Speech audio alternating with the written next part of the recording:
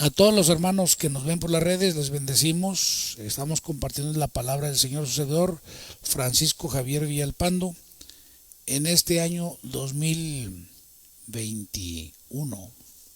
Dios les guarde a todos, Dios les bendiga, a donde quiera que nos vean, cuando sea que nos vean. Esperamos que la palabra quede en sus corazones. El tema que voy a compartir se llama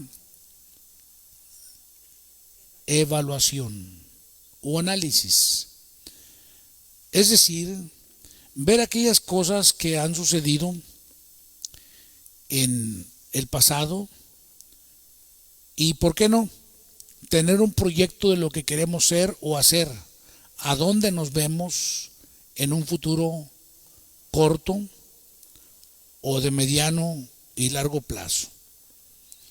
Es decir, hacer una evaluación de aquellas cosas que no hemos logrado alcanzar, de aquellos eventos que nos han sobrevenido, que nos han sobrecogido y nos han hecho batallar. Nada menos este año que pasó fue un año difícil. Difícil en muchos aspectos. Difícil en todos los sentidos. Y tenemos un montón de gente que ha muerto, familias que todavía no dejan ir el luto.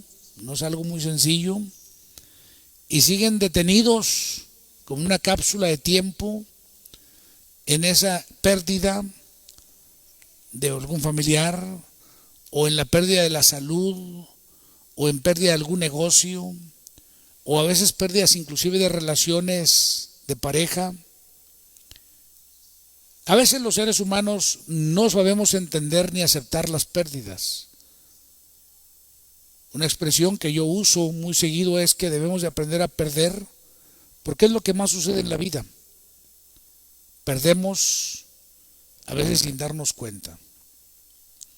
Pero como quiera que sea, yo quiero animarles a cada uno de ustedes a analizar y entender que aquello que llamamos bendición o logro tiene dos fuentes primordiales. Número uno, Dios, que es el origen de toda buena dádiva y de todo don perfecto, que es el que nos da la habilidad de hacer riquezas. Pero mira, que si nos da la vida y la salud, ya es una grandeza, ¿no? Y de ahí en adelante nos habilita con muchos dones espirituales y talentos naturales y capacidades intelectuales y de otro tipo, mediante las cuales podemos hacernos de bienes, de gentes, y podemos caminar en la gracia de Dios. En medio de todo, así como Israel cuando llega o está por llegar a la tierra prometida, tenemos que echar cuentas del camino que tenemos recorrido. Algunos ya tenemos muchos años en este caminar. Yo he dicho que a mí me sale más barato seguir adelante que regresarme. Yo tengo 43 años en el Evangelio y prácticamente casi 40 de ministerio. Entonces yo no tengo planes por ningún motivo, aunque no siempre me va bien, aunque a veces tengo pérdidas, aunque a veces tengo eventos adversos, no tengo planes de negar a Dios ni de alejarme del Evangelio. Al contrario, entre más y más le pido a Dios que me ayude a reafirmar mi fe, una fe que no fluctúe, una fe que no cambie. Israel sale de Egipto y en el trayecto de Gosén a Canaán hay muchas pérdidas. De los 600,000 hombres y mujeres que salieron siendo adultos de la tierra de Gosén, a la tierra de Canaán entran solamente 2. Si usted checa entonces, la gente que entra perdió familias, perdió parientes, perdió padres, abuelos, sobrinos, hermanos, perdieron de todo, y la pérdida pegó a los sacerdotes, como a los jueces, como a los líderes, como a los padres de familia, como a los hijos, como a los pobres, como a los ricos. A todos les pegó la pérdida. No hubo uno que entrara a la tierra prometida que no hubiese tenido el sentimiento de pérdida. Y cuando a veces nos sentimos la pérdida, nos acobardamos.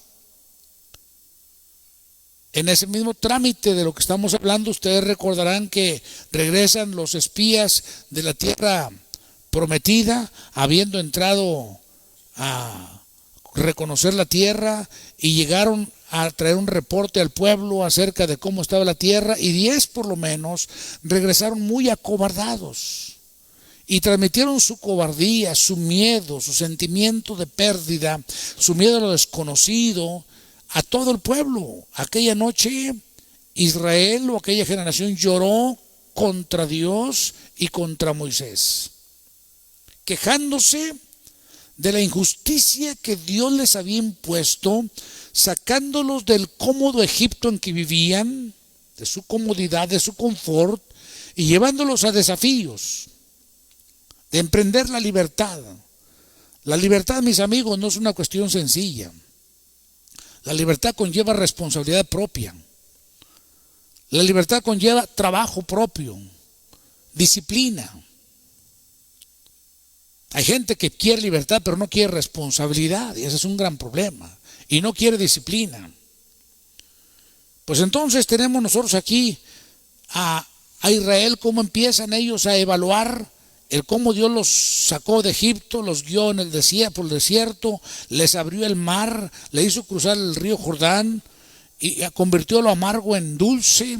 En fin, hizo muchas cosas Dios, transformó el desierto aquel en un vergel prácticamente para ellos, hizo descender maná del cielo, y podemos hablar de muchas cosas que Dios hizo, nos faltaría tiempo. Pero la pregunta es, ¿qué va a hacer Dios de aquí en adelante? ¿Seguirá Dios operando como operaba en tiempo pasado? Hay cambios de situaciones y de épocas. No es lo mismo el Dios del desierto que el Dios de la tierra prometida. Ahora ya no hay la nube que les cubría del calor. Ahora ya no está el fuego en la noche que les cubría del frío. Ahora ya no está el maná que cae todos los días en la mañana temprano para que solo salgan y lo recojan. Ya no está el agua que fluye de la roca. Ahora el agua que quieran tomar tendrán que escarbar los pozos. Tendrán que hacer las acequias para conducir el agua a los estanques que quieran ellos, donde quieran guardar o almacenar agua. Si ellos quieren maná, tendrán que sembrar la tierra para que la tierra produzca trigo o otros cereales, y de ahí sacar las harinas de lo que quieran hacer su comida. Si ellos quieren tener otras cosas o casas que habitar, pues tendrán que construirlas y cuidarlas. Es decir, que la libertad te conlleva trabajo, conlleva sentido común y una disciplina férrea de levantarte temprano, de vigilar lo propio, y obviamente que entre todos los quehaceres que ellos iban a tener, extraordinarios para ellos, porque era gente acostumbrada a esperar que los levantasen, acostumbrada a que les llevasen la comida de perros que les daban a comer, pero ellos estaban contentos con eso. Es que la gente ya acostumbrarse a lo malo, la gente ya acostumbrarse a comer podredumbre, con tal de no trabajar, con tal de no desarrollar responsabilidad. Pero el trabajo, la disciplina, tiene sus beneficios. Algo extraordinario que ellos tenían que mantener era su fe. A pesar del cambio de paradigmas, donde ya no está Dios proveyéndoles todo, donde ya no hay una luz gloriosa que les ilumina, ahora tendrán que iluminarse con el aceite, que tendrán que cultivar los árboles de olivo para luego sacar las aceitunas, y pisar las aceitunas para sacar el aceite de oliva, y con ese iluminarse y cocinar también. ¿Te imaginas? Ya es más laborioso, pero es tiempo de madurez, es tiempo de responsabilidad. Es tiempo de entender que si ya Dios te llevó a la paz, a la autodefinición, y a que lo que tú logras sea tuyo, pues tienes que tener responsabilidades. Y leemos por ahí en Deuteronomio capítulo 11, pues les encargo a ustedes, los que me ven en las redes, que son ahora todo lo de la hermandad, no se crean, si viene muy poquita gente aquí conmigo. Bueno, los tres que me ven en la televisión ahorita y en su celular, pues Lean cuando tengan oportunidad de Deuteronomio capítulo 11. Particularmente ahorita leeré el verso 12 que dice: tierra de la cual Jehová tu Dios cuida. Siempre están sobre ella los ojos de Jehová tu Dios, desde el principio del año hasta el fin, en este caso del año. Sí, ahí lean ustedes. Fíjese cómo Dios tiene un cuidado de principio del año a fin del año. Eso entonces nos podría dar a entender que podemos tirarnos a la pereza, que al cabo Dios tendrá cuidado de nosotros. No, hay un cambio de paradigmas. Es el mismo Dios del desierto, pero ha cambiado paradigmas. Ahora te toca cultivar la tierra, ahora te toca escarbar los pozos, ahora te toca plantar las vides y los olivares. Ahora te toca entender que Jehová tu Dios te ha hecho habitar en esos lugares, y dentro de tu responsabilidad será buscar a Dios. Dios les dijo: cuídate cuando entres a la tierra prometida. Hay algunas cosas que les encarga, entre ellas: cuídate de no olvidarte de Jehová tu Dios. Cuando vivas en casas que no construiste, vides que no plantaste y pozos que no escarbaste, o sea, cuando disfrutes lo que muchos otros hicieron, pero pues te tocará cuidarlo y conservarlo, y aparte a algunos les tocará escarbar pozos, como no, pues si no en todos lados hay, ¿verdad? Tendrán que tener trabajo. Pero es importante que sepas que cuando tú decides vivir bajo cobertura, bajo la autoridad de Dios, la Biblia dice, Salmo 91, para ustedes que lo dicen cada noche antes de acostarse: el que habita al abrigo del Altísimo morará bajo la sombra del Omnipotente. Eso implica estar bajo autoridad, implica tener señorío sobre de uno. No, la cuestión de la fe y la cuestión de estar bajo autoridad no es una cuestión de apariencia, es una cuestión de corazón. Yo le he dicho a la gente que sirvo desde hace buen tiempo que les agradezco mucho, porque fíjate que aguantar un pastor no es cosa sencilla, y tener pastor cuesta, definitivamente. Y es importante que tú sepas que vivir en la tierra de Dios, porque es tierra de Dios. ¿Qué es la tierra de Dios? ¿Cómo se podría conceptualizar el territorio o el terreno de Dios? Un terreno donde tú vives en el temor de Dios, un terreno donde no haces cosas fraudulentas, donde vives en los principios y parámetros que Dios marca, donde cumples las responsabilidades que debes de cumplir con quienes te has comprometido, punto. Entonces, cuando tú vives en la tierra de Dios, sabe que estás bajo la cobertura de Dios, entonces vive bajo autoridad. Aquí en este particular, en este capítulo, nos enseña algunas cuantas cosas, voy a mencionar solamente 3, de cómo denotar o hacer entender, o cómo denotar o qué cosas hacer para vivir en bendición, porque nos gusta vivir en bendición. Ya vivimos y nos ha ido como en feria, pero cuando vives en bendición es que tú amas a Dios. Y cuando tú amas a Dios, en consecuencia, dice el apóstol Juan, si no me equivoco, nosotros le amamos a Él porque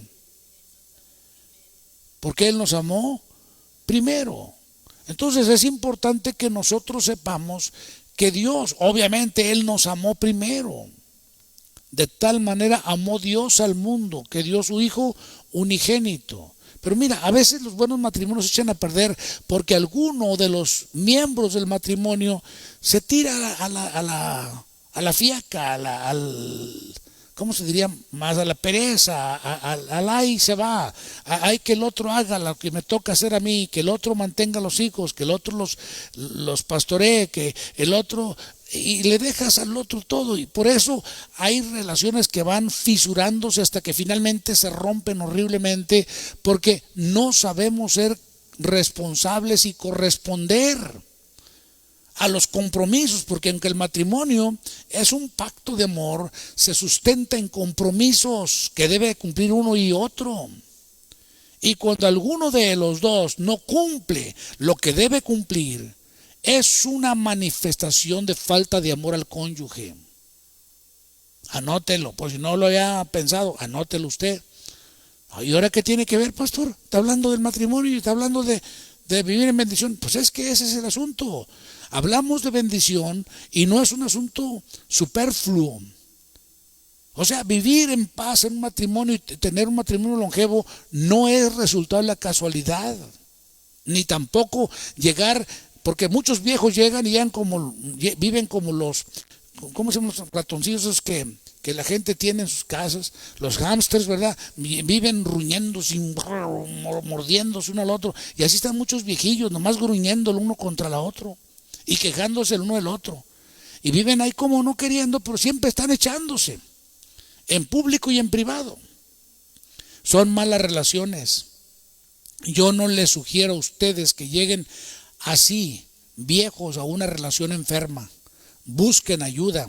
Y si alguno de ustedes se equivocó creyendo que al cabo mi matrimonio, mi marido o mi esposa es bueno o buena, él aguanta, no te atengas, porque todo extremo tiene sus riesgos.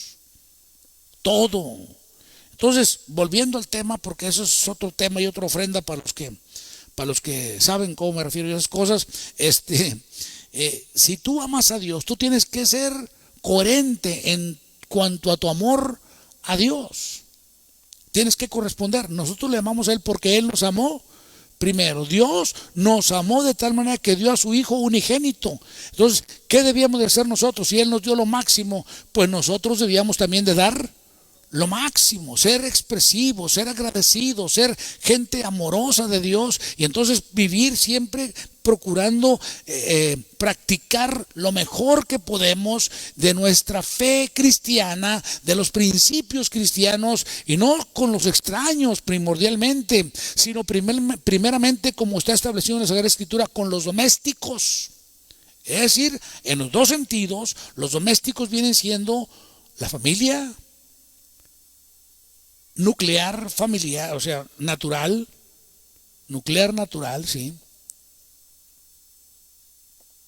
y la familia de tu congregación local. Porque así como hay gente muy buena con la gente extraña y con los suyos no es muy buena, no es muy tierna, no es muy servicial. Hay gente que no, se desvive con extraños, pero con la familia como que hasta le pesa.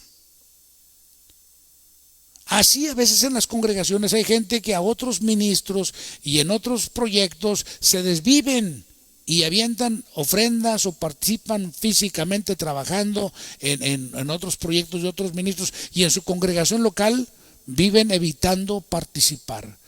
Estas personas viven una relación de irresponsabilidad que un día les darán la cara. Por eso es importante que tú entiendas: quiero vivir una vida de bendición. La bendición, mis amigos, es un resultado de prácticas saludables de vida. ¿Ok?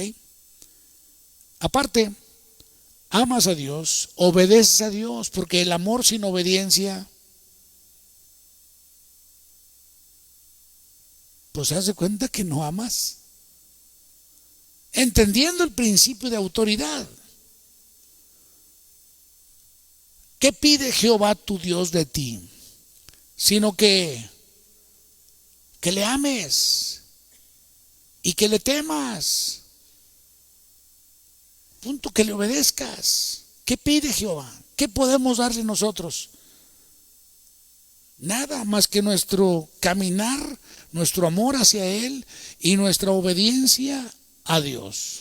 Al fin de cuentas, cuando vivimos en los principios, ya dije hace un momento, la obediencia es resultado de saberte bajo autoridad, de entender al otro como superior a ti. Y con Dios yo creo que no tenemos mucho conflicto de entender que Él es superior a nosotros. ¿Verdad que no? Pero hay gente que se las malabarea y aparentan servir a Dios cuando realmente lo que hacen es solamente hacer lo que se les pega su gana. También eso al fin de cuentas da en la cara. Así que si le sirves a Dios, es decir, amas, obedeces y sirves a Dios. No es cuestión nada más de yo le amo, pero no le sirvo. Yo le amo, le obedezco según esto, pero no le sirvo. Es una cosa te lleva a otra y sin una no hay otra. Sencillo, son un paquetito de 3 elementos: amor, obediencia y servicio. Amor, obediencia y servicio a Dios. El resultado obviamente será una vida de bendición. Procuremos, mis amados, hoy que empezamos este año 2021, que les digo de antemano, es un año de perros. Anótelo. Que hermano Javier dijo que era un año de perros. Pues ahí anótelo. No va a ser fácil. Empresas que van a reducir personal, microempresas que van a cerrar, pequeños negocios que están quebrando y ya están a punto de hacerse pedazos, desempleados en todos lados. Cuida tu trabajo si tienes y agradécele a Dios que tienes, pero va a haber mucho desempleo, resultado de las políticas que se están tomando. Serán buenas o malas, serán correctas o incorrectas, no estoy para juzgar eso, no soy economista, pero por lo que yo veo, resultado de la pandemia que tenemos y como pretexto perfecto, pues muchos negocios están siendo desmenuzados prácticamente. Familias que habían invertido toda su economía en un proyecto, se les viene hacia abajo. Grandes negocios que estaban hechos para florecer, de repente se les cerró la fuente de provisión, de éxito, y órale para abajo. Entonces, ¿qué quiero decir con esto? No se frustre. Número 1, busque a Dios. Si no, se me va a volver loco o loca. Va a andar jalándose los cabellos y no va a saber qué hacer, renegando de esto y de lo otro. Va a ser peor para usted. Mejor busque a Dios. Guarde un rato silencio en lugar de renegar. Propóngase ponerse en paz con Dios y pídale que le oriente qué hacer. Al fin de cuentas, con los talentos, con las habilidades naturales y espirituales que usted tiene, usted puede crear, porque usted es un creador, una creadora, algo nuevo. Esto es una época de oportunidades, inclusive aunque estemos en una época de recesión. Se los garantizo, con Dios todo es posible. Pero tenemos que vivir en paz con Dios, porque resulta que la gente se desespera y corre a la puerta falsa, o hay muchas puertas falsas, la puerta de las adicciones, las farmacodependencias y a veces hasta el suicidio, a veces los conflictos familiares o intrafamiliares, resultado de las carencias. Se dice en México que cuando el hambre entra por la puerta, el amor sale por la ventana, y hay parejas que se rompen porque hay necesidad y porque alguno de los dos no tuvo la entereza de entender, oye, está esta situación pasando, yo voy a sacrificarme un poco mi economía personal. Pero lamentablemente en México y en algunos países latinos, no estoy muy al tanto de los anglos y otros grupos por allá de otra raza, pero los latinos sí conozco un poquito nuestra forma de ser. Nosotros los hombres siempre guardamos un bonchecito para nosotros, y a la mujer se le da un tanto, y ahí a ver a ver qué haces. Y en estas circunstancias, hombres, yo quiero decirles en el nombre del Señor y con mucho respeto, pero llega el tiempo que tenemos que apretar un poquito nuestra propia economía por amor a la familia y soltar un poquito más economía para allá, aunque no tengamos un poquito de escasez. Pero hay hombres que no pueden dar escasos, y tienen que tener de perdido para presumir. Aunque no se lo gasten, a veces nomás para presumir, no es para decir que traen. Pero dinero en la bolsa es un dinero que muchas veces da tentaciones negativas y se gasta a veces en cosas que no se necesita gastar, y la familia batallando. Dicho sea de paso, usted que ha descuidado a su familia por sus gustos y por su machismo de tener dinero en la bolsa, usted está equivocando el rumbo. Arrepiéntase. Y no solo se arrepienta, porque con llorar no gana nada. Corrija. Corrigiendo sí vale la pena.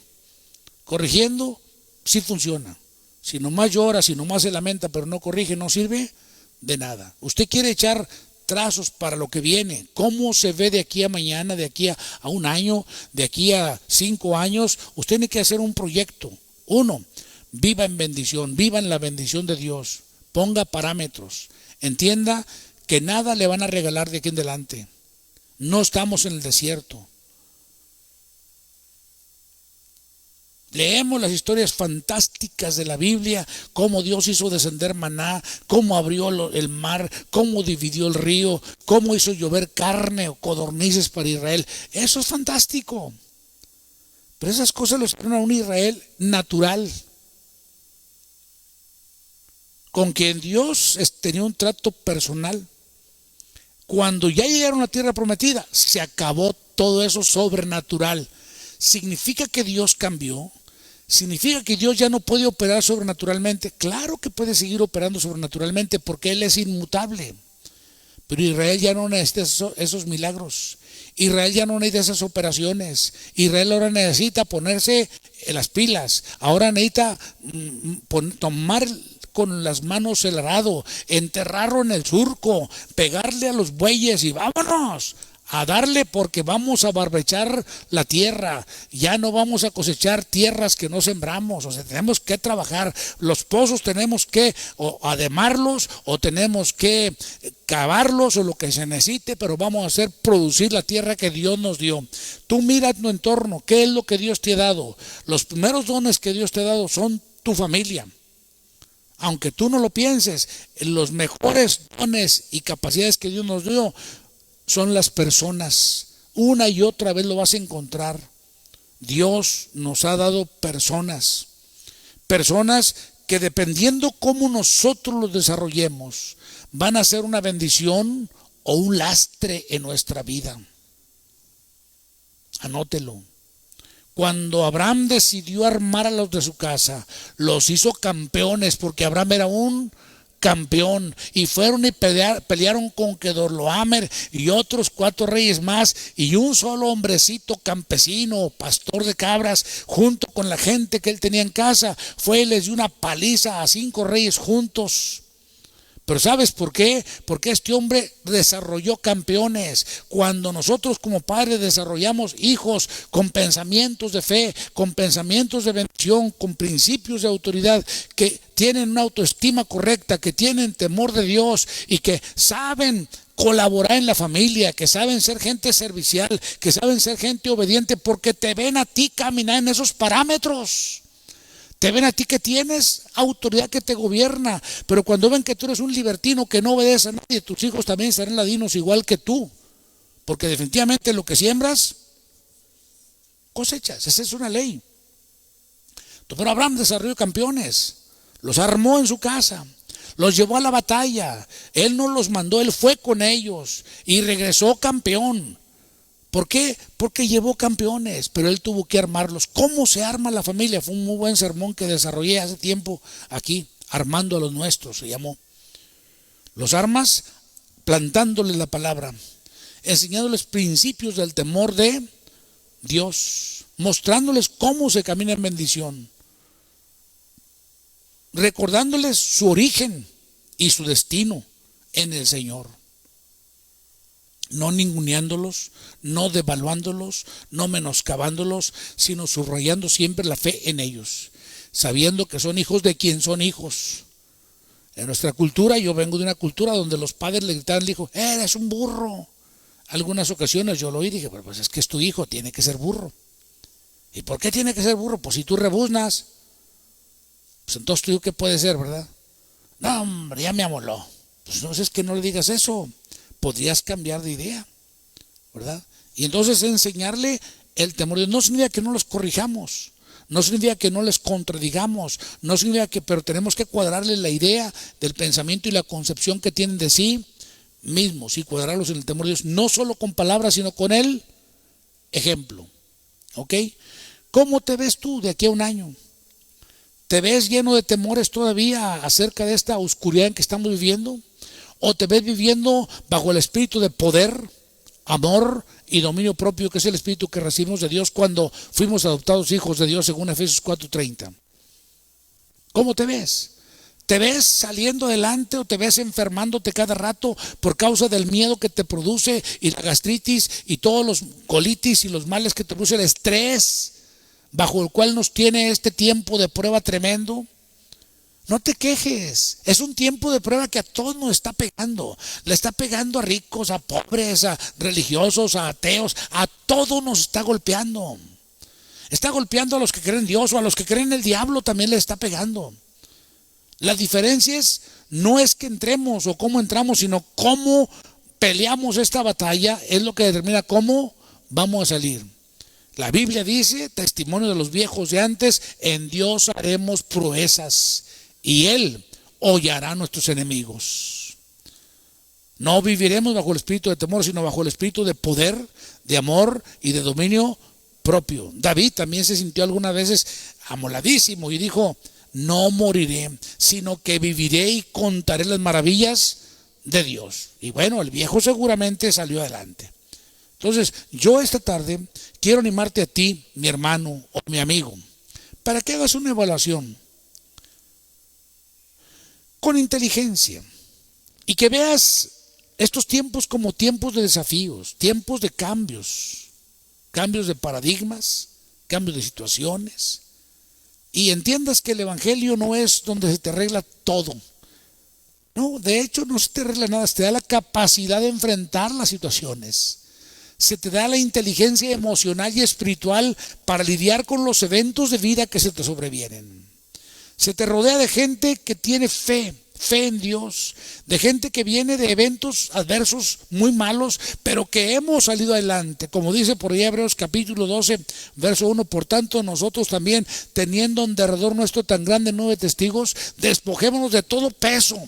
O sea, toda carga, toda fatiga, todo desánimo, todo aquello que nos jala hacia abajo y no nos permite aspirar a lo grande, a lo exitoso, a la bendición o a las cosas grandes de Dios o a la presencia de Dios, lo que sea, como tú le llames. Despójate de todo peso y del pecado también, despójate de él. Tú puedes despojarte de él. Identifica qué te está llevando hacia abajo. Identifica qué es lo que te tienes en esa condición. Y dice el apóstol, y corramos con paciencia. Con paciencia significa con aguante, pero caminando hacia adelante. No habla de un paso tortuoso, habla de un paso firme, determinado, con cierta violencia interior. No me voy a detener, yo voy a caminar.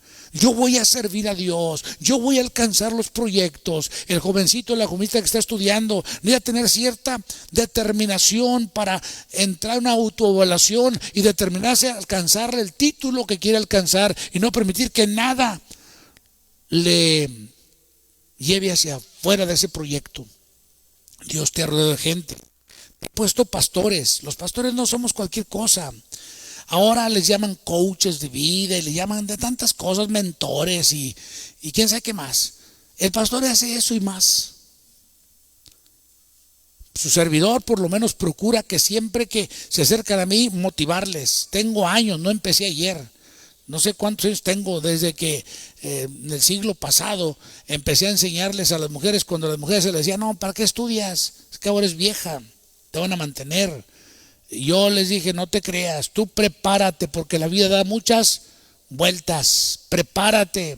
Y desafié mujeres que estaban trabajando a que trabajaran y estudiaran para que de esa manera alcanzaran sus proyectos. Aun si sus padres no los podían patrocinar, no hay problema, no es el sueño de ellos, es tu sueño, es tu proyecto, es tu anhelo y es para bien tuyo, no es para bien de tus viejos.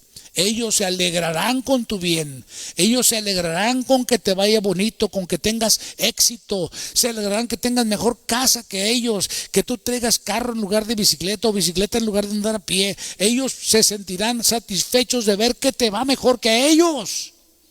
Te lo garantizo, porque los buenos padres, que son la mayoría, no les gusta ver a sus hijos fracasados.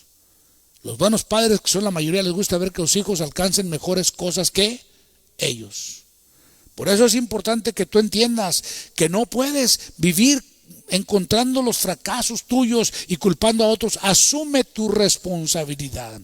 asume y corrige lo que tengas que corregir. Cuando tú corriges y cuando te sometes a Dios, cuando uno de los principios fundamentales o el principio fundamental de la vida es el temor de Dios. Sin el temor de Dios, los demás valores no llegan a realizarse. Créeme. Cuando el principio fundamental que establece tu vida es el temor a Dios, todos los demás valores se van acomodando solitos. Porque el temor de Dios y el temor a Dios desarrolla una vida sabia, una vida inteligente, una vida de capacidad, una vida de éxito. Yo creo que todos venimos de tiempos de pérdidas. No podemos sentarnos a llorar. Si tenemos que llorar, hagámoslo caminando.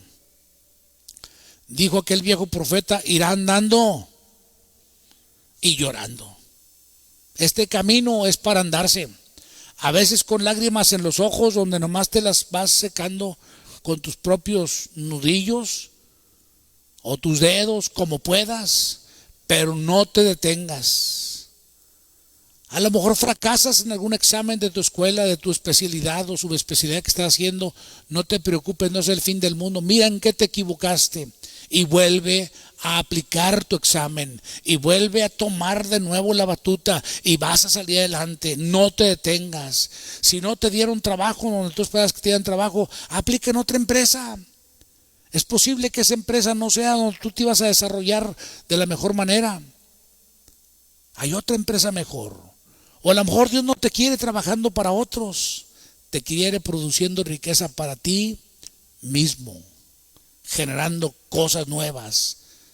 Entonces piensa de esa manera, vive en el temor de Dios y mírate mucho más exitoso este año 2021, al final de él, que lo que terminaste este año 2020. Entiende que Dios cuida de su tierra y sus ojos están sobre ella desde el principio del año hasta el fin.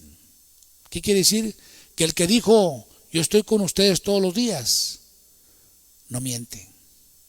Él es fiel. Y si está con nosotros, Él dice, yo te ayudo. ¿Qué vas a hacer? ¿Qué quieres hacer? ¿Qué proyecto quieres desarrollar?